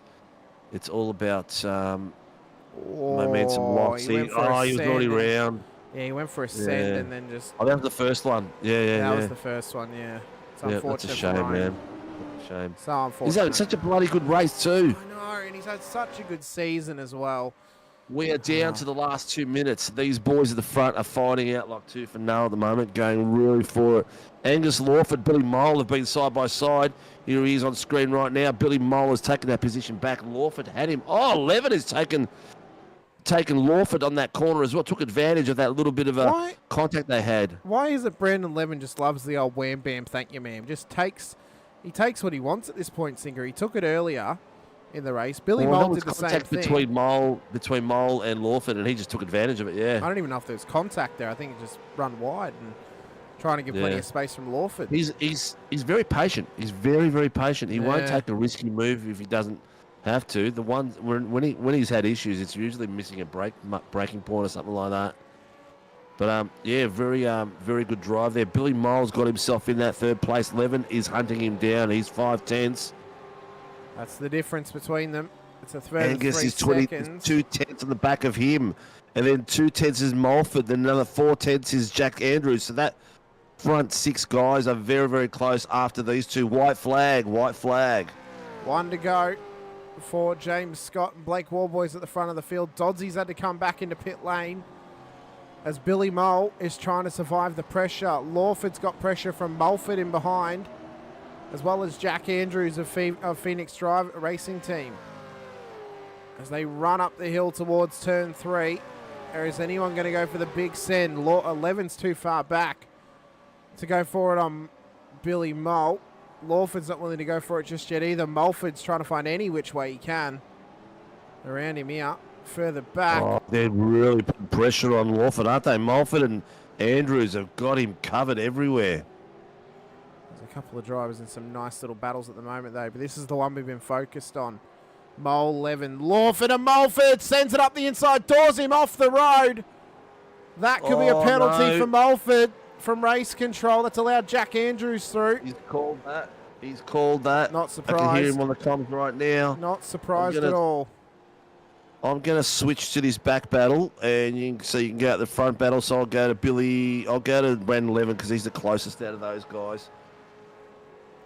As we run Billy up towards pulled away from them. The second to last corner for James Scott. It's been back and forth between him and Blake Warboys all night tonight, but around the final corner for the championship leader in the 088 machine. James Scott will run up towards the line and he'll take victory in Styria once again as he takes the win at the Red Bull Ring. Blake Warboys will come home inside your top 3. Brandon 11 just couldn't make it past Billy Mole as the celebrations begin for James Scott at the front of the field. Andrews inside the top 5. Mulford, Buchanan, Douglas, Lawford and McManus the top 10. Sam Fuentes, Stone Street, Dooley, Davis and Clifton the 15. Mueller, Uren, Dodds, Randall, Gallen at the back end of your field. What a race. Oh, mate. That's unbelievable. That was unbelievable. Some great driving out there. That is spectacular. Unbelievable driving from a lot of these drivers out there this evening, ladies and gentlemen. Well, I mean, what a drive from Billy Mole to get up onto the podium, up 9 spots in this race this evening. Absolutely incredible stuff from the WKMP Sim Sports driver. We await our podium to come in for a chat to us this evening. Whilst we wait for them, we might just have a quick chat about what's coming up this week on SRW TV, Sinker. Oh, yeah. Tuesday, what's coming up, mate? Tuesday night, Warren & Brown Tools V8 Supercars Series. If you want more Supercars action, join us on Tuesday. We're out at Oran Park for round 7 of the Warren & Brown's V8 Supercars Series, so that should be an absolute blinder. Wednesday night for the MOZA Racing Super Formula Championship, we'll be out at the Saxon Ring. I am super excited for that. I love the Saxon Ring. Am yet to call a race there. That's going to be spectacular. Thursday for the Shannon's Insurance Toyota GR86 Nationals. They're out at Summit Point Raceway for another sprint round. Friday in the Pro 2 Lights, we are going racing around Daytona Dirt Roads short circuit. I'm hoping that the screens on my dad's rig's been fixed by then so I can actually come racing once again. And then next week, a week from tonight, we'll be out at Snetterton for the next round of the Warren & Brown Tools V8 Supercars Championship. Oh, I like that track. Yeah, I do like that track. Yes, I think it's really, really tough. It's going to be some great racing there. I'm more so prepped and ready for the quad header of Australian tracks we have coming up after the next bye. Yeah, that's what I'm really prepared for. Oran Park, Phillip Island, Winton and Bathurst. That's going to be spectacular. And then what we've got on offer for next season when we find out what the calendar is from Barb's. I'm fingers crossed, Sinker. My fingers are so crossed. If we have Portland on there, the new street circuit coming into iRacing, I think that could be spectacular for the supercars. But who knows? We'll see what happens with the officials and where we go from there. Car 92 for that incident has got a 20-point post-race penalty for, I think that was the incident on Lawford. Lawford, yep. So not that surprising. Yeah, that's how that's gone down. Yeah. What we'll do is, though, while we wait for our podium finishers to come in here, we'll have a quick look at our race results here this evening, provisional as they are. James Scott takes the win, extends his championship lead at the front of the field, and head of a double-up of WKMP Sim Sports cars, the 63 of Blake Warboys and the 12 of Billy Mole. Brand 11 gets inside the top 5 for Team SRW Motorsports, ahead of Jack Andrews for Phoenix Racing Team in P5. He'll lead his teammate Tim Mulford across the line in P6 with Will Buchanan, Jace Douglas, Angus Lawford, and Alex McManus making up your top 10. Gerard Sanfuentes, Troy Stone Street, Troy Dooley, Mick Clifton, Ryan Mueller will make up the top 15. Such a heartbreaking night for Ryan. We hope that he can come back from this and really perform next week at Snetterton and have a little bit more luck about him, because realistically it was an unlucky night on track, which we hate to see, Sinker. Russell Uren, Harry Dodds, Shane Randall, Jamie Davis for your top 19 cars. John Gallen and Will Brown, the only 2 drivers to go off the lead lap. Will Brown, the only non-finisher in the field this evening. And Terry Marsh never got started. So the incident that was with Lawford was actually against Mulford. So he has got himself a 20-point penalty. I'm not sure what the other one was for Jack Andrews, who that was with. But anyway, they're both getting a 20-point penalty. But spectacular racing all round. The boys are starting to get in there. Billy Mole's in there. Let's get the living legend in here and have a bit of a chinwag with him for his, I think, is that his first pro podium? I think he's had one before, but well, we'll find out for him as we bring in Billy Mole, who's having a catch up with Mr. Stephen Sinkovic, his biggest fan outside of drivers who are not in Team SRW. The living legend himself, Mr. Billy Mole. How you doing, buddy? Yeah, I'm alright. Yourselves? Oh, pretty good. And no doubt you already know that your name with me and Hamish is one of the rock star names on the grid, and we love watching you perform out there, mate. And your performance level has just gone from strength to strength. Mate, tonight, pass of the night, that was against those, was it two Phoenix cars? Hamish, remind me, wasn't it? It was, I think it was Mulford and either Andrews or Will Brown. We did replay it, mate, and that timing was sensational. The racecraft was superbulous, and your pace was pretty good, mate. You were only, like your best lap, all right, is a second off what the boys what the 2 boys at the lead were doing. But apart from that, you were 4/10 ahead of everyone else, mate. Great night, mate. How did it feel? Yeah, cheers. I was at the start. I didn't think I'd do too well qualifying 12th, but yeah, that pass on them 2, they had me stressing. I was like, I'm like, them 2, like front and back. I was like, oh no, they're just gonna team me up. They're gonna box me in, but I snuck my way through. Thank God, it was good. Well, it looks like they were trying to at one point, because one of them sort of positioned their car in the way for one of the other cars to sort of tuck in, but you just went through the middle of them and just went bang. I'm taking that, buddy. Yeah, I was lucky. I think it was Mulford that ran wide at turn 4. Yep.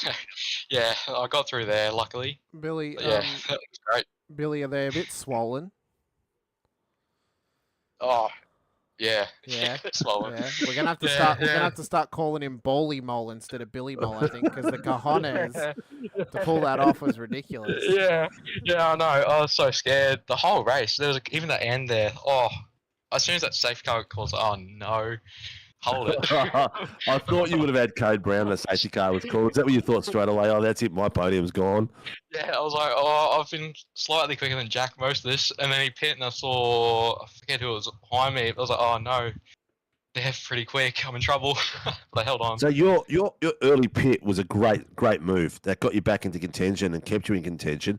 Was that strategic, or you just thought, bugger it, I'm going for it? Oh, the second stop, yeah, it was pretty strategic. I was kind of covering Jack. Yeah. Because I knew he'd have fresher tyres. So I was like, I'll cover him. Then I was told I had 4 seconds less fuel to put in. So I was like, I'll have that lead and just try and manage it. Which I did until that safety car. Well, you came out, you went in 22 seconds something behind Blake and James Scott. So your pace was spot on with what they were doing, because when you came back out, you were on the same time gap again. So you did really well in your last pit stop, and I reckon that set you up for the rest of the night. But mate, you're getting the pace is getting better. You're getting more consistent. So are you guys with War Boys and the rest of the team practicing a lot more together now? What's the plan for you? Where's it going? Yeah, we're doing a lot more practice. I'm learning a lot, Blake. Like, he's showing me where to brake and that. Yeah, it's going really good. I'm enjoying it. You feeling the car? You're starting to be confident in the car? Oh, yeah, I feel way more confident in the car now. I know there is time to gain, but yeah, I'm starting to enjoy this car now. It took a while, but I'm here. Excellent, mate. Well, before we got a dad and who's got a probably kid in his arms and he wants to get to bed, so we'll get you out of here as quick as possible. Who gets you on track and supports the team, mate? Yeah, Wodonga Car and Parts, Croc Promotion, Cars Australia, Stone Street Plumbing, Super Cheap Auto, Rebel Sports, BCF, MacPack, Pool Guys Adelaide, Barella Cabinets, LCG Images, Dave 37 Racing, War Boys Motorsport, Send It, Don't Bend It, AMP Air, M1 Cars, Becky Performance, and Dyna Tuning. Excellent, mate. Legendary effort. Keep it up, mate. It's good to see you at the pointy end, and congratulations on your podium. Yes, that. Have a good night. Cheers, buddy. See you. What a living legend. An absolute living legend.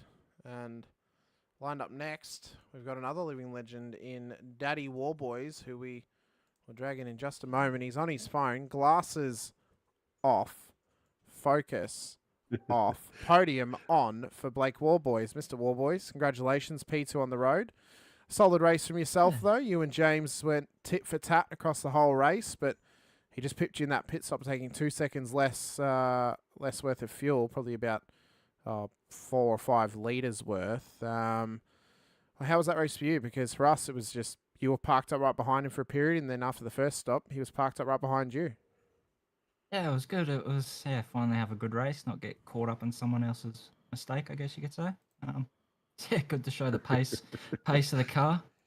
Small tweak during the practice session. It seems to have come alive a lot more. So, yeah, feeling good, and good to see Billy on the podium. Troy with a bit of internet issues, and which is unfortunate, and Russ picking up about 5 or 6 spots. So, yeah, all moving forward.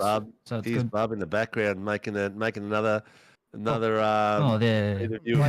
Like, is that Stuart handing you the baby, or is that someone else? No, that's Nathan, my best mate. Okay. He's come to be uncle, I guess you could say. I was about to say, yeah. From the looks of you at the moment, you looked about as drained as a sink. I mean, just the racing and how tired life can be. Yeah, it's very hot and sweaty in this room, so I'm sweating bullets, and we've just finished 2 days building my new Croc promotion go-kart. So, yeah. Nice. Keen to get that out on track and see what it can do. So, yeah, it's been a busy couple of days. So, yeah, buggered. Mate, look, you were pretty much sitting on James Scott in the 2/10s to 3/10s mark pretty much all that time. What sort of level of focus are we talking about here? Because are you looking ahead, or are you just watching the taillights? Where's the focus go? I'm not really focusing on the car so much in front. I'm still trying to, pinpoint the apexes and that. Something you sort of learn from go-karting, no brake lights. So you're always looking at the corner, not the person in front. Because if you're looking at the person in front, you get distracted and follow their mistakes. So always looking towards the corner. I'm writing this down, mate. Yeah, and that sort of stuff takes a long time to get used to that. You got to sort of imagine that car's not there. But yeah, I think Sinker needs more practical application than written application, if I'm honest with you. Mate, it's it explains a lot actually, because the way you guys follow each other around is you can see you guys are pros. There's nothing else to it. To sit within that time gap, and do you at any point start looking at his braking points, think, shit, I got to adjust mine to adapt to that, or do you wait till you have that hot moment and then you think, oh, I better back off of that corner a bit? You sort of play it by ear. Like if they're sort of gaining an advantage on you through a section, you sort of start to study how they're taking a certain corner. Yeah. But if you're monstering them through a corner, I don't even bother looking at what they're doing, sort of thing. Yeah. You might sort of just see how their car's possibly set, to just sort of see if you can tweak yours, maybe a bit of turn in or a bit of drive off. But otherwise, yeah, when the car felt as good as it did then, sort of just eyes forward, pretend that car's not there. If you give them a little rub to unsettle them through the corner, we're racing touring cars, so it is what it is. Yes, I love it. It's the same with go-karting, you give them a little bump through the mid-corner and that sort of stuff to help get the momentum going, so you're not losing time to people behind you as well. Sort of make it a smaller group of people, so you can sort of race harder at the end. Sort of what I look for. I try not to fight too early. But yeah, that's, I guess, 15 years of go-karting experience for you. There you go. Well, the viewers out there, you better be taking notes, because that was some solid information there. Mate, legendary effort. Great driving out there. Good to see you out on track. I wasn't sure if you were going to be out to get out on track. You said you were going to be tough at times. I did notice you put up a post that you pulled out of Scops this week due to just life life getting too busy and everything like that. So that's going to Yeah. give you a little bit more time to just spend with Bub and maybe a bit more time to spend with us. Yeah, well, that's the plan, you know. Pro Series is a great series to be a part of. It's been great to be able to get the invite for the first season and then qualify or make the top 20 in every season I've done. So it's been great. It's been hard doing it as a solo car. But yeah, it's time to sort of shift focus a little bit. I want to sort of enjoy the racing a little bit more, not so much just churn laps and laps and laps like I was doing. Yeah. Not that I was a lot last year. I sort of relaxed a lot on my practice last year. But yeah, sort of shift focus towards bit more go-karting, get a bit more fit, and definitely focus on being a dad for Ava. And Excellent, seeing what she wants to do as she grows up, I guess. Well, you've got a go-kart in your mind already. Have you set her up for a seat? You've been any fittings yet? We've already put her in a cart. She looked a little bit too small. I think I've got 4 weeks or 5 weeks she's sitting in a seat. And I actually made a full harness for my boy when he was. I think it scared the shit out of him. He won't get back into it again. So we had him in there at I think it was a year and a half old. Yeah, she seems to have a need for speed. She loves going for a drive in the car. So excellent. We'll see what happens in the next few years. Once she turns 6, if she wants a kart, she'll have a kart. See what happens. Mate. All right, mate. Legendary work. Who gets the team out on track and supports you, mate? Well, hopefully Billy already went through it, but I'll go through it again. Yeah, but I'm giving you the opportunity to just get those sponsorships up pump them up for when you got to ask for next season. Yeah. So yeah, thanks to Wodonga Karts and Parts, Crop Promotion Karts Australia. They're a beautiful kart, so if you're looking for a new kart, definitely get one.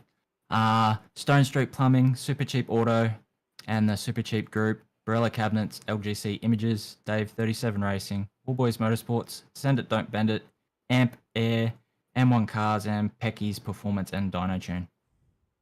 Excellent, mate. Absolute legend. Thank you for coming out and joining us again and coming out and having a bit of a chinwag with us. It's always good for a chat. And good luck for the rest of the season, mate. Stellar performance. Yeah, thanks, guys. See you next week. Or Tuesday. Oh, yeah. Oh, yeah. Tuesday is... It's fast approaching, and the end of the season. It's going to be tasty. Well. It's going to be tasty, but now we get a chance to talk to our race winner tonight and our championship leader as well, James Scott. Another solid night of racing for you, James. Another win on the books. You further your championship lead a little bit out before next week at Snetterton. First of all, how was the week off? Yeah, it was good, mate. Yeah, didn't do too much, but yeah, no, good to have a bit of time off the sim and do some other stuff. So that's good. Yeah, just keep the brain nice and sharp, keep the skills nice and sharp as well. Then, of course, back on track this week as well for Red Bull. How are you finding yourself contesting around this place? Obviously, we raced here a couple of weeks ago on the Tuesdays. Was it as simply as hopping in, picking it straight back up again and ready to go? Or was there that little bit of sort of getting used to it again after racing at Snetterton this past week? Nah, in terms of driving the track, you know, it sort of just jumped in and was sort of straight on it. But did run quite a different setup to what I ran that Tuesday race that we did 2 weeks ago, whatever it was. Just to get a bit of information around some adjustments, what they do over long runs. I think it felt pretty good. Felt like I had pretty good pace. There's still a fair bit of slipstream happening around here compared to the old car. It's still a fair bit. But once I sort of got that gap, I felt like I was pretty quick. Nice. It was a stellar drive, mate. We were just talking to War Boys about how close you guys were, like behind each other, like 2/10 to less than 2/10 when you guys were following each other. So you both took turns. In the end, you were on the jacks a little bit shorter. Just filled a little bit less, or you just saved a bit more.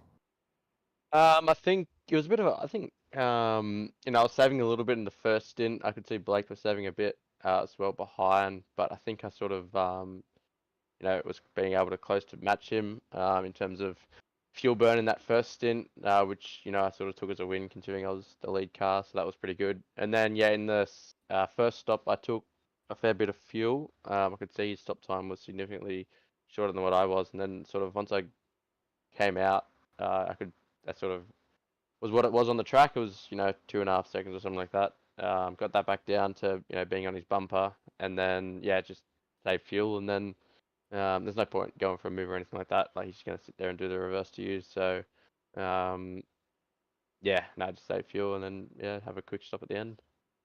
What ran through your mind when you heard the safety car, safety car, safety car? Did you think all that hard work and it's going to be a sprint?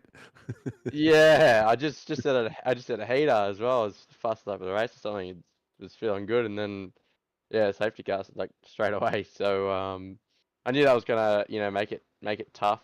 But I knew now there was sort of no need to be fuel saving or something like that. So I could push quite a lot more than what I was in the first stint. And I got that lead to like 0.8 or something, and just that's pretty comfortable. At what point did you decide where you were going to start your lap after the safety car? Were you thinking straight away, the last corner as you're coming down into the dip? Is that where you planned straight away, or did you just got there and you thought this feels good, let's go for it? Yeah, no. If you don't know where you're gonna go, then there's Buckley's chance of the guy behind knowing when you're gonna go. So I just sort of knew when I was gonna. I had no idea. Just whenever I felt good, I'd get on it. So it's just hope for the best. Held on for the last corner with the cold tire, and she was good. Oh, excellent, mate. Hamish, anything else for James? No, I think you drove a stellar race once again, James, and look forward to seeing what you can do next week on Tuesday at Oran Park, and then on Sunday when we're at Snetterton once again. So best of luck next week. Thanks, mate. Who gets you on track, mate, and supports you and the new team? Yeah, obviously thanks to all the guys at Chiefs. Awesome to have this opportunity to represent such a great brand, and obviously great sponsors as well, making it all happen with Aussie Broadband, Westfield, Logitech G, and the other guys in the team. Of course, you guys for the broadcast each and every week. It's awesome, and the race control league admin people as well. Excellent, mate. Well, good luck. It's good to see the battles out there. Young Ryan wasn't here tonight he was out doing his athletics today, so he'll be back for the next round to fight it out with you boys. And still a long season to go, so anything can still happen, mate. Good luck, and see you on Tuesday night. Thanks, mate. Thanks, James. Take care. Well, Sinker, that'll bring an end to our show this evening. It'll bring an end to what was an epic night on track once again for the Warren Tours V8 Supercars series. We've already run through the calendar for this upcoming week for SRW as well. I suppose the only thing left to do, Singer, is just wait to see what happens now for the rest of the season. Just wait and see who can come out on top in each series. And Tuesday Supercars split 2, split 1. The Wednesday Super Formula Championship, the Thursday 8-6s, and then the Sunday Supercars as well. It's going to be an epic end of the season. It's going to be sensational. And look, with the V8s, we're starting to see some boys that are starting to get used to the cars and starting to be able to drive them a bit faster and a bit more aggressively. And we've noticed a few. Billy Mole, we've seen him on a trajectory going forward. Ryan Mueller. Tonight we saw 11 have a really good result. We're going to see the same on Tuesday night too. So the few boys are starting to get a hold of the car. Some names will start changing and popping up too. So the competition is going to go crazy. So don't forget to join us, like and subscribe, and hit that little notification button because we'll be back here at 7:30 Tuesday night. Me and Hamish talking crap again. Yeah, just talking the absolute worst crap we possibly can. Definitely. Big shout out has to go out to our series sponsors, Warren Brown Tools, for their continued support of the Tuesday night Warren Brown Tools V8 Supercars series and the Sunday night V8 Supercars Championship. As well to MOZA Racing for coming on board this season and supporting the Wednesday night Super Formula Championship, and to the Shannon's Insurance for supporting the Toyota GR86 Nationals on Thursday night. As well to Shunt Scenery, Grim Industries, home of the V8 Coffee Table, which can be found on Prime Video's Top Gear Australia during the news, interviews and other studio segments.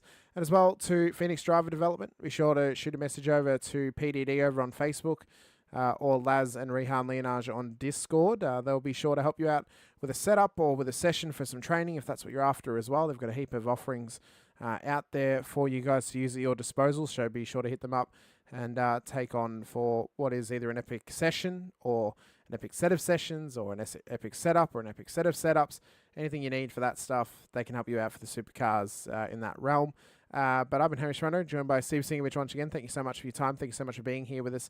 Taking time out of your lives to join us here on SRW TV. If you're new here, if you've been here for a while, you haven't done so yet, be sure to hit the like button, the subscribe, the bell icon as well, so you're notified whenever we go racing. We've got 3 rounds to go on our Tuesday, Wednesday, Thursday night series, and still a whole other 11 rounds to go on the Sunday night Supercars, so there's plenty of action to come your way across the month of March and in towards April and May as well. But until next time, stay safe, drive hard, and as always, bye for now.